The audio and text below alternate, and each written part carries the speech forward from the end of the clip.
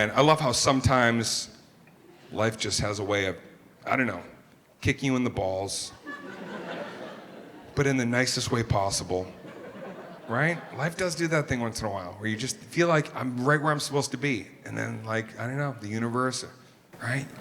I'm sure it's like you're at the beach, you feel good, get some suntan lotion on, right? You're kind of looking around, the waves, sailboats, little kid runs up, kicks sand in your pussy.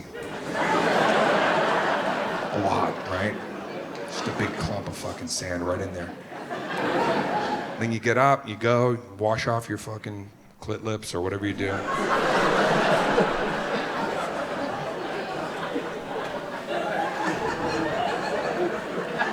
Right? You're all fucking pissed off, and then you come out and somebody drove away and left a brand new cashmere sweater. It fell off their car as they drove away, and you go, hey, excuse me, and you pick it, it's your size. And that's life. You gotta wait for the next fucking moment, right? Right after you clean the sand out of your clit lips, you gotta fucking look around and realize it might be a cashmere sweater any minute.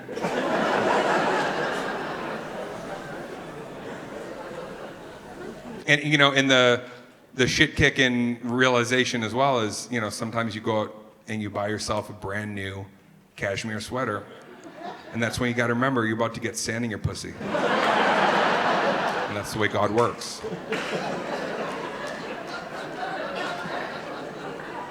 I believe that. I believe that someday you're gonna get up to the gates and God himself's gonna open the door and he's gonna be like, remember I kicked that sand in your pussy? And I made it all uncomfortable, but the sweater was nice, right?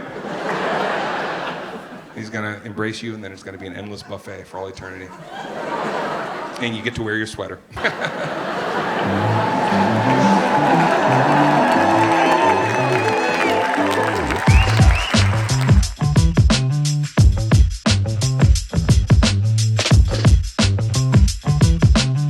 Guess who flew the plane, America? And my head did hit one of those switches. I said they need to double check their work.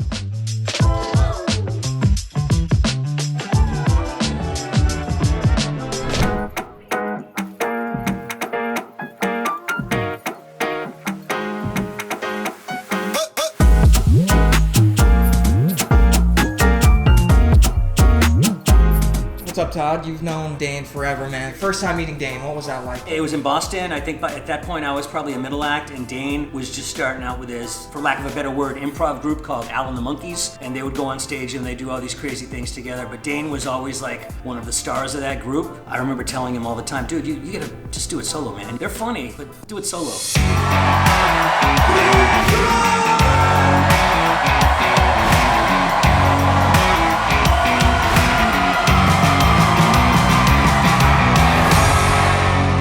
Not know what's mostly good? A lot of things. What's one thing that's good in your life? And why is she hiding? Who's this? Is this woman with you? Who's this? That's your fiance. Why don't you just fucking say her right there? Why don't you just... Bro. That's it right there, right? What is it about this guy? If you had to narrow it down, what is it about him? I'm gonna let you guys go. You're high? Meth? What the fuck are you high on? Like you've lost all your fucking faculties. The point of the story is you're happy. You think you'd like to have a family together? Yeah, you've been talking about that? Like to have some kids?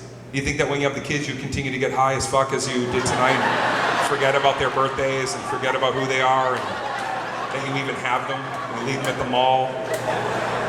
Get them at a kiosk somewhere, right? Fuck, we got kids. I'm still high as fuck from that Dane Cook show. That was some really good weed. Who just said hey like I'm their waiter and I forgot some fucking drinks? Hey! Diet Cokes? No ice? Let me deal with this bitch. Hold on one second. Why'd you do that? I was having a nice, enjoyable conversation with a couple people that obviously have no clue where they are or why they're here. What's happening or what's supposed to be happening. Why you keep pointing at her, dude? Why? Everybody pulled me over here and I really want to know, why you? Why is everybody so interested in pointing at you? Who the fuck are you? She was talking the whole time? During the entire... Oh, so you're pissed at this girl. Oh shit, hold on. We're back in Sasslanta. It's not Hotlanta, it's Sasslanta. First of all, people have cleared out around her entirely, okay? There's empty seats. You can be very honest with me because I'm your friend, I'm Dane Cook, I'm here for you. Do you feel like, and be very honest, not because she's sitting right behind you with a drink in her hand, I want you to say this. Do you feel like she ruined the experience for you tonight? Mostly of it, but she's strong enough to preserve. You know, it'd be really fantastic if we lived in a perfect world, that she would apologize to you right now and say, I'm sorry if I was disruptive, and I'd like to send you a gift for your anniversary. Yeah, but she's a bitch, and she's not gonna do that. I could just tell by she gave me the fucking stink face.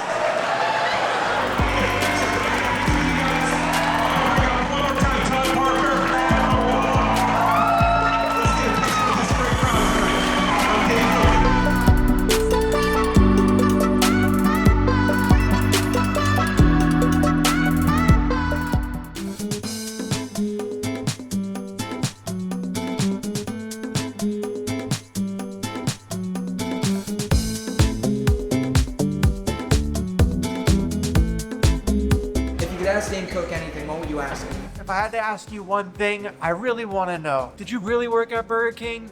Was your boss really a dick? Yes, I worked at the Burger King, the BK Lounge. It was on Middlesex Turnpike in Burlington, Massachusetts. One of my first jobs that I had when I was 16 and a half.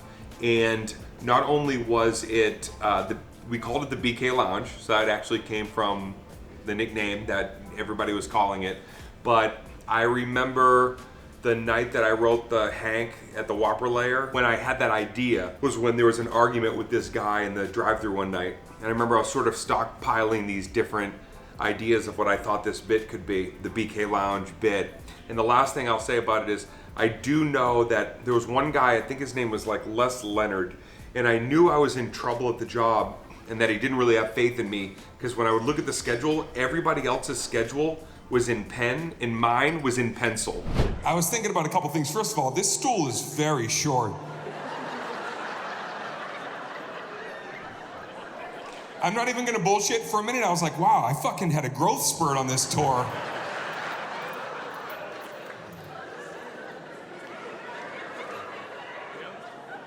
I never seen a fucking stool like this before. This isn't a regulation stand-up comedy. I feel like every once in a while I should just do that. Just to fucking do some new shit that no one's ever fucking seen before. Oh shit, all right. I like that. Thank you for yelling out lines from my movie. Are you kidding me? That's really flattering, man. Is that your favorite movie? You like that movie, Employee of the Month? Yeah? Yeah, man, that was a lot of fun. We had a lot of fun, except what, remember I had Heelys on? And then I had Heelys. We found adult Heelys. Heelys, that you can just go like this and suddenly you're just fucking, yeah, and it was, oh my God, I was just in a abandoned fucking Costco in Albuquerque just fucking doing Heelys around, right? I'm in a movie, I'm with cool people, some of my comedy buddies are in it, I got Heelys on. I'm a grown man getting paid millions of dollars to fucking be in this movie. And I'm just tooling around. And then finally, here's what happened. And then I went to my trailer. I was gonna go out and grab myself a little, maybe some like a little snack or something, a little ham sandwich. And then I was coming back across the parking lot and I forgot I was wearing Heelys. And I have a wide gait and I took one step and when my fucking, all I remember is this. I can't do a full split. But I guess I can. Because I went all the way the fuck out and I ripped every fucking ligament from my taint all the way down to my heel. It was fucking just black and blue, like my whole leg was black. So just know this, next time you see that movie, two things you're gonna remember. Just remember I had a black leg. Because that happened on day 3. And if you watch, I'm kind of walking around the movie most of the time trying to, but I just had to, and I reeked of Dragon Balm, that shit. You ever have to put on fucking Dragon Balm?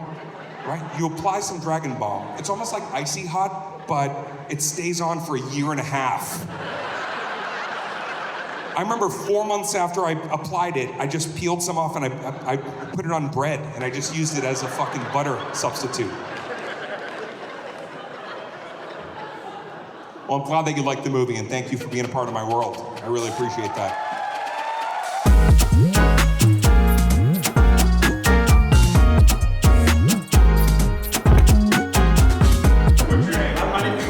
I just wanted to say thank you. This is my mentor, my high school drama teacher. His name's Frank. He passed away about 10 years ago. But this is the guy that I wouldn't be a comic without this guy. Right, I remember you talking about him. I just want to make it make sense. Give me a hug. Yeah, absolutely. Yeah, of course. Thank you for everything. That means a lot to me.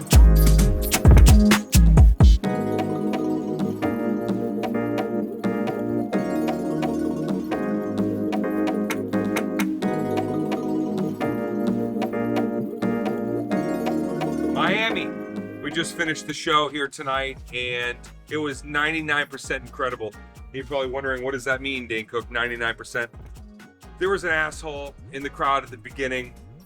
They yelled something out. They said they weren't having a good time, wasn't funny.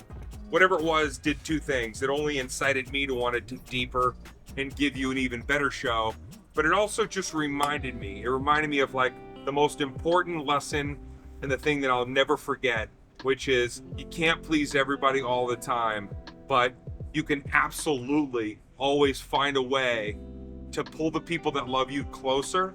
And you should never forget that the people that are there supporting you as a comic or a band, or if you do spoken word or whatever it is, there's gonna be fringe people. Sometimes they're gonna tell you your shit. I think that sometimes that's like a sign or a message that you gotta go even deeper and find ways to connect with your true fan base in more meaningful ways. And that's what the show tonight, led me to. So whoever that was that got 86, all you did was make me feel even more connected to the people that were there that had the time of their life, because I had the time of my life. Miami, you always make it special. You always keep it interesting. You did it again. And now we're off to the next one.